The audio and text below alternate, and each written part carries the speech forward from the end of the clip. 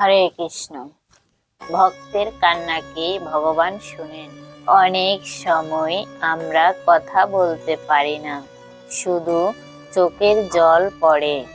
তখন মনে হয় এই নীরব কান্নাকে ভগবানের কাছে পৌঁছাই। ভগবান শব্দের ভাষা শোনেন না, তিনি হৃদয়ের ভাষা বোঝেন। যে কান্নায় অভিযোগ নেই, শুধু ভরসা আছে, সেই কান্না ভগবান শুনেন। চোখের জল বৃথা যায় না। ভক্তের একটি অশ্রুও ভগবানের খাতায় হিসেব হয়। হয়তো সঙ্গে সঙ্গে উত্তর আসে না, কিন্তু সেই কান্না কখনো হারায় না। কান্না থেকে শক্তি। ভক্তের কান্না তাকে ভাঙে না, ভগবানের আরো কাছে আনে। কান্নার পরে শান্তি নামে।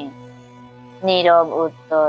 ভগবানের অনেক সময় কথায় উত্তর দেন না, তিনি শক্তি দেন, সহ্য করার সাহস দেন। ভক্তের কান্না ভগবানের দরজায়, কখনো অশ্রদ্ধা নয়, এটাই সবচেয়ে গভীর প্রার্থনা।